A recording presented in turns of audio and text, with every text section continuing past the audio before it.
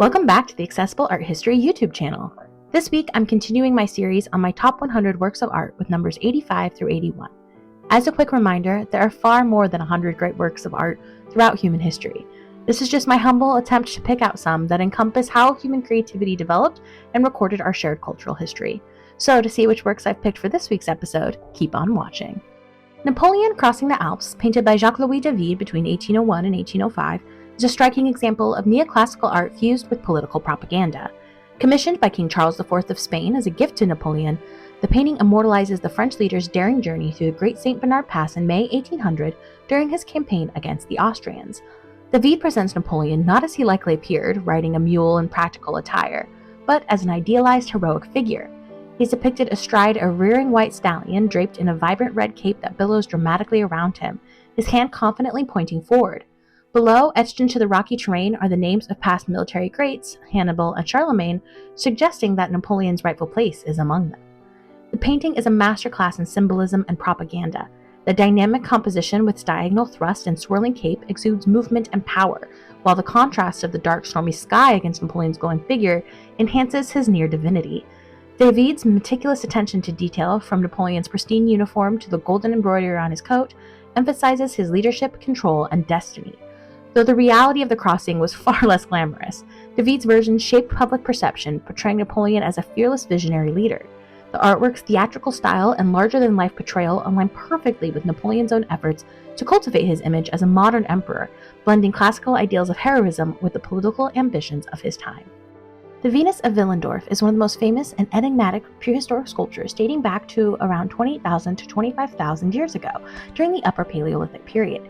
This small 4.3-inch tall limestone figurine was discovered in Willendorf, Austria in 1908. It represents a female figure with exaggerated features, large breasts, wide hips, and a rounded abdomen, suggesting an emphasis on fertility and nourishment.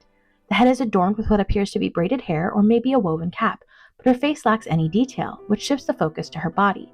Scholars widely interpret the figure as a symbol of fertility, health, and survival, possibly representing a mother goddess or serving as a charm for abundance and prosperity in the harsh prehistoric environments. The Venus's exaggerated physical traits align with the Paleolithic focus on reproductive success, a vital concern for early hunter-gatherer communities.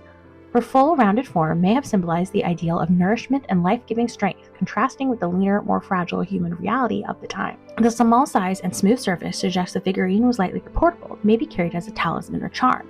While the exact purpose remains unknown, the Venus of Willendorf continues to inspire debates about prehistoric beliefs surrounding womanhood, beauty, and spirituality. She stands as a powerful reminder of humanity's deep ancient connection to fertility, survival, and the sacred feminine.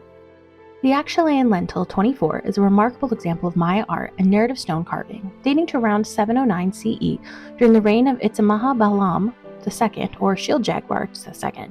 This limestone lentil, found in structure 23 at Yaxchilan, a significant Mayan city along the Usumancita River in present-day Chiapas, Mexico, captures an intimate and powerful ritual scene.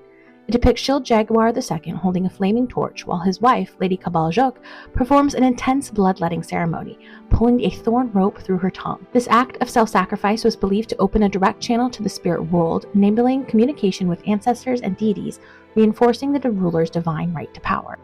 The lentil masterfully combines symbolic storytelling with dynamic composition. Lady Zook is portrayed kneeling, her elaborate headdress and ornate jewelry highlighting her noble status. The depiction of the rope, with droplets of blood falling onto paper strips beneath her, emphasizes the physical pain and spiritual strength required for such a ceremony. Shield Jaguar stands tall beside her, his presence reinforcing the idea that the ruler's authority is supported by his queen's sacrifice. The inclusion of the detailed hieroglyphic inscriptions frames the scene, recording the event's date and the participants' identities, ensuring that their actions and the legitimacy surrounding them was immortalized in stone. Sandro Botticelli's Venus and the Three Graces presenting gifts to a young woman is a delicate and elegant fresco, believed to have been created around 1483 to 1486. It was part of a larger decorative scheme in the Villa Lemmi, a residence associated with the powerful Medici family in the Florentine countryside. The scene embodies Botticelli's signature style, blending mythological themes with Renaissance ideals of grace and beauty. It depicts Venus, the goddess of love, along with the Three Graces, personifications of charm, beauty, and creativity, bestowing gifts upon a young woman who is often identified as a bride. The figures are wrapped in a flowing, almost weightless garments that seem to float around them, enhancing the ethereal and dreamlike quality of the piece.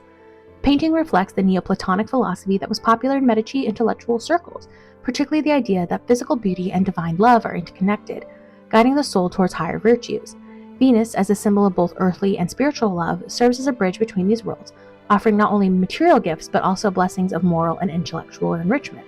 Young woman's posture, with her head slightly bowed and her hands delicately extended, suggests modesty and reverence, aligning with the Renaissance ideals of a virtuous woman.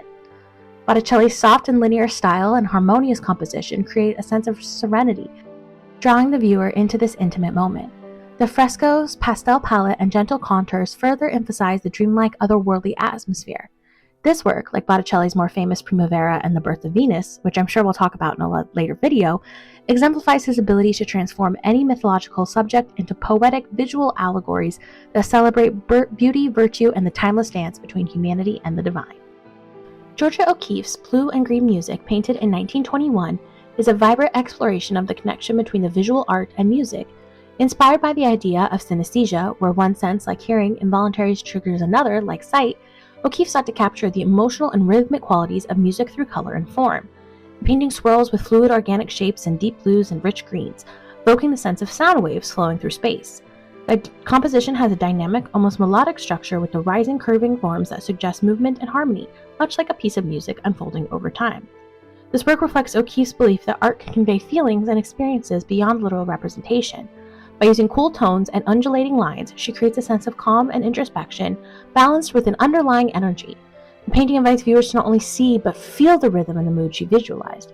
Blue and Green Music stands as an example of her early experiments with abstraction, demonstrating her ability to translate intangible sensations into striking emotional imagery, a theme that would continue to shape her iconic career.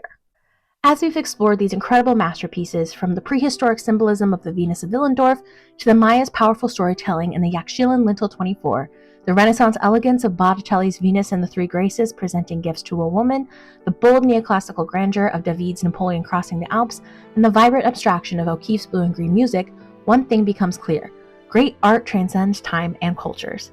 Each piece reflects not only the artist and culture's vision, but also the world they lived in, offering us a window into their beliefs, values, and emotions. These works, though vastly different in style and context, share a common thread. They continue to captivate and inspire us, reminding us of art's enduring power to tell stories, invoke feelings, and challenge our perspectives. Whether carved in stone, painted on a canvas, or shaped by centuries of tradition, these masterpieces earn their place among the top 100 works of art, the way they shape our understanding of history, humanity, and creativity. Stay tuned for the next installment as we continue to uncover the most influential and unforgettable works of art.